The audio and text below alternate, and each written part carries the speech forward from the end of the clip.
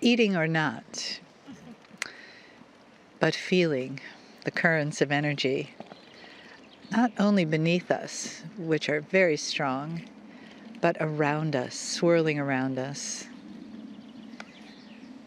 The spirals of energy that connect us to heaven and earth. The spirals coming up from below in a clockwise direction, and the heaven spirals coming down in a counterclockwise, meeting in the center. Take a full breath in and just let your belly soften. Let your body soften and enjoy the earth, the sky, the day.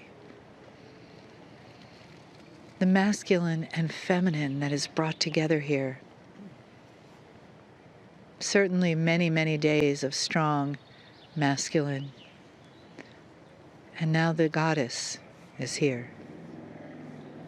And she is here to bring balance, not to create only goddess, but to bring balance and heal the earth and the consciousness of all. Now, as you enjoy the energy of this place that comes in so many forms,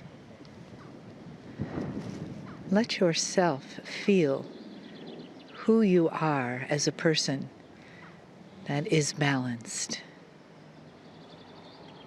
You are between the past and the future. You are in the now, in your own sacred space of balance. So as the masculine and feminine weave its energy and its story through here, so does your life that brought you here. And continue with the messages of Kryon.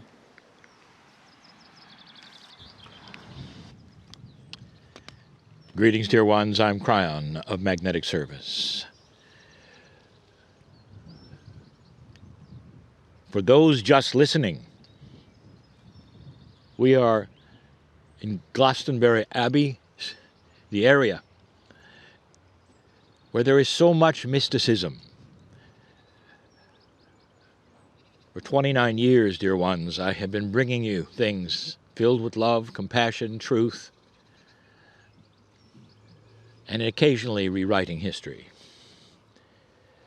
All of this to bring truth in its purest form to the average human being who listens, so that you know that you're fully included.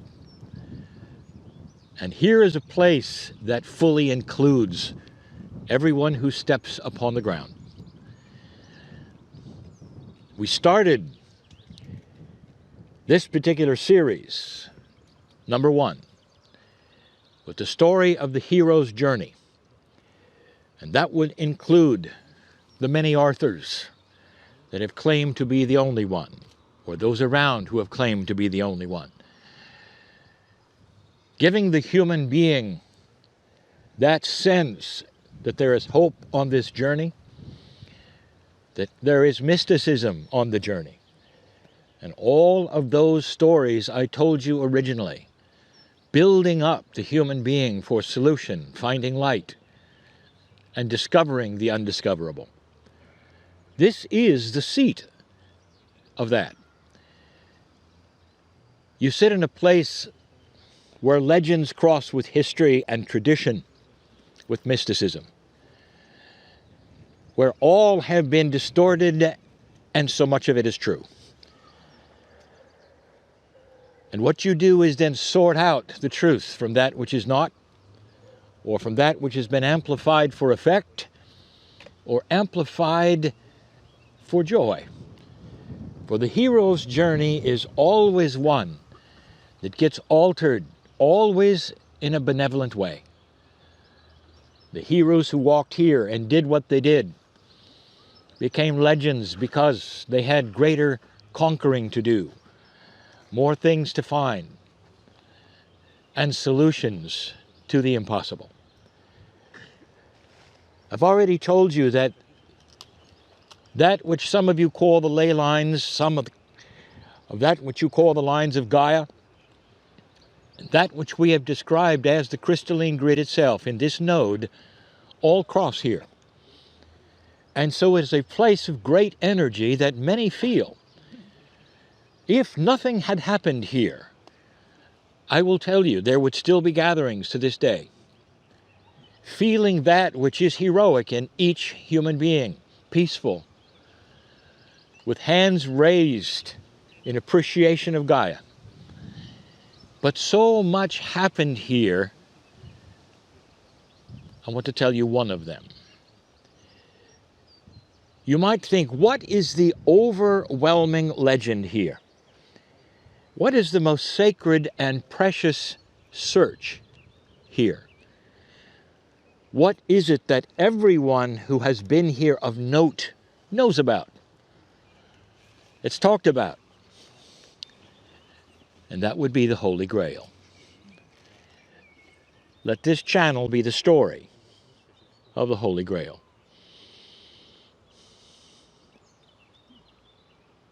Let me tell you about the legend. And there is truth here, beyond the truth.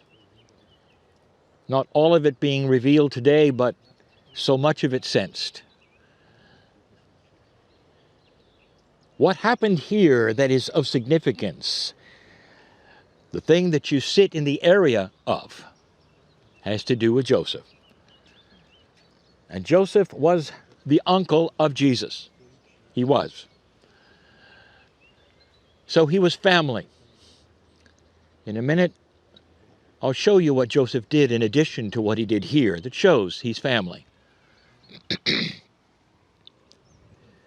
And the legend and the mysticism would say that Joseph came from Palestine not long after his nephew was on the wood. And the legend says that he brought with him the cup of Christ, the Grail itself, the one involved in the Last Supper. But not only that, the legend says that there were drops of blood in that cup from the wounded side of his nephew on the wood. And all manner of things have been amplified and sprung up from that legend. Where is the cup? Was the blood magical? What happened here gets changed almost every generation.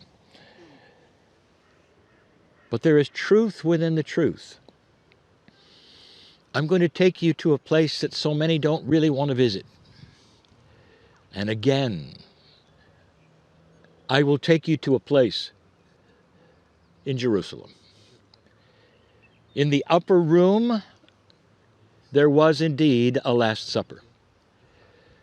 And this is the beginning of the legend of this, the cup of Christ, the Holy Grail.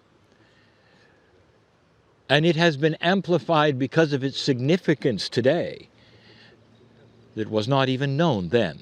And that is what we wish to speak of. You can imagine Jesus giving his apostles a farewell. Now it's important for you to understand they didn't understand. They didn't know it. Jesus did. And in his own way, he was saying goodbye. And he gave them sign after sign that it would be the last time they would see him. But they didn't understand. To think that all of this would come to an end after the miracles, after the love and the compassion that they had seen, just the beginning of something very special. And here was the Master of Love, in tears, saying goodbye. Mary of Magdala was there at his side, dear ones. This is not a myth. And he was saying goodbye to all.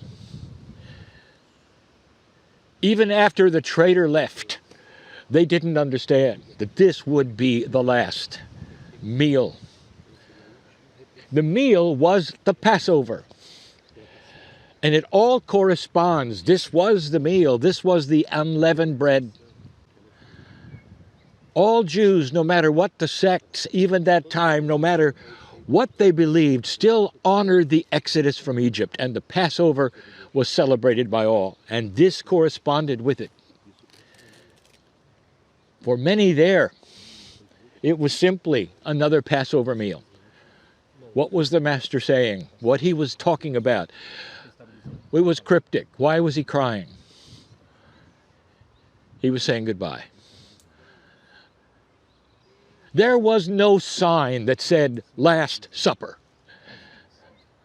There was no indication to any of them of the profundity of the next days. He was trying his best to say farewell to those he had been with, who had followed him, who had shared in the journey and the path. The day of sorrow. They didn't get it. All of the history points to the fact that they were in the dark until that moment. I want you to notice who was missing. Joseph. He was not at that Last Supper. He was not there. Difficult for Joseph then to capture the cup, wouldn't it be? Perhaps he found it later among the dirty dishes.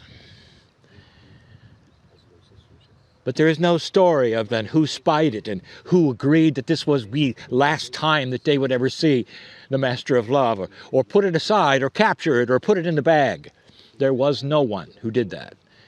And Joseph wasn't even there. That's the first mystery. The rest is history, and I've talked to you about it before. The man on the wood. After all the suffering, going through the streets and the stations. And it was time then to take him off the wood. Now here's something that nobody has ever told you. Now this is channeling. So of course you're free to disagree or think, well, it's just channeling, it's not history, therefore it was not true. But all the pictures of the Master of Love on the wood are incorrect. There is no way the human body could have been supported by 2 nails, one in each hand. They would have torn out. Within a few moments of the weight of his body, they would have torn out. And so the Romans strapped him to the wood. And that held him firm, and the nails were just for pain. And that was part of the suffering. In the feet it was the same, for they didn't do that to the others, but this one they did. Lashed and held there until it was sundown. I've said this before, that the rules of crucifixion in Jerusalem are on the books even today. That you should not crucify after sundown. Who was there at sundown to take the body? One relative, Joseph. Isn't it interesting that the followers were not there, the apostles were not there? Mary was, but Joseph was the designated relative, the uncle. Did you ever wonder why the others weren't there? Dear ones, if they had been, they might have been arrested. They kept their distance. But the uncle, he was allowed because he was family. When sundown came, he took the body and was the one who took it to the tomb. This is the story of Joseph, who built this church that you see, or the remnants of the feeling of what he built. Some have said, well, tell us about this area, this Glastonbury area. Is it possible that Jesus was here? Dear ones, he was here 3 times. He was very invested in working with his uncle in trading between England and that which was Palestine. And so Jesus came, knew the area, and so did Joseph. As the story is told, that he came here shortly after that, which was the crucifixion. And this is where he built his church. Here's another piece of the puzzle. He didn't come alone. Now, the one who came with him, it doesn't serve history to tell about that human being yet. But profoundly, you're still being told that this Holy Grail came with him. Let me paint a picture of a grieving uncle at the foot of the cross where his nephew was passing away, seemingly every moment. And you're led to believe that somehow, some way, in a supper that he didn't attend, he had gotten a hold of the cup. A cup that was not emblazoned with jewelry or gold. It was probably made of tin. Among all the other cups. That somehow he had gone into that upper room, found the exact cup, took it with him. And in these moments of incredible grief and sorrow, he took the cup and gathered some of the blood that came out of Jesus' wound. And then stuffed it back in his bag. And then when all is said and done, he brought it here and buried it. Dear ones, there is no Holy Grail. Not physical. Not physical. Joseph knew something. If you could be in the church, the first one, the one he built, if you could be there, there was no depiction of a dying nephew. None. It was a joyful church. It was about love. That doesn't exist. And there will be controversy in everything I say at this point. If you want controversy, look at the scrolls that were discovered in Nag Hammadi, Egypt. A discussion between John and Thomas of what the death was really about. There was disagreement even then on what should be thought of about what took place. John won that disagreement, by the way. Thomas, he said it was all about the Master's teaching. He showed us who we could be, what we could be, the joy we could have, the connection with love to the source. And John said, no, it was about his death. But Joseph, he built this first church, a church of light, a church of joy, with no depiction of his dying nephew anywhere. You see, the Holy Grail is the memory of Jesus. It's the hero's journey. When you find it, you found yourself. You found the joy inside. You found the whole purpose. The church was built on this very ground by his uncle, who knew. What it became later, with popes and kings, is history. But what it was then is embodied in the energy of this place, this node. The Holy Grail is that inside every single human being. Listen, you don't have to be a Christian to understand this. To understand that Last Supper was a goodbye with one man to his followers. You don't have to be a Christian to feel that which is the Creator's light in this place. What it's become in the mysticism that circles and all the marketing, you cut through it and the Holy Grail is here. And you're enjoying it because it is the profundity of the light on the planet. This man changed the calendar system hundreds of years later. the actual calendars of the planet, changed to reflect his life, dear ones. That's the Holy Grail. That's the influence. By the definition of Holy Grail, it is something searched for and desired. And so many have found it. Old souls, so many of you have found it. And so many will still search. Not the physical cup, which to this day lies crumbling in dirty dishes, but the significance of the man in the first communion at the Passover, who said goodbye to his followers and went through something.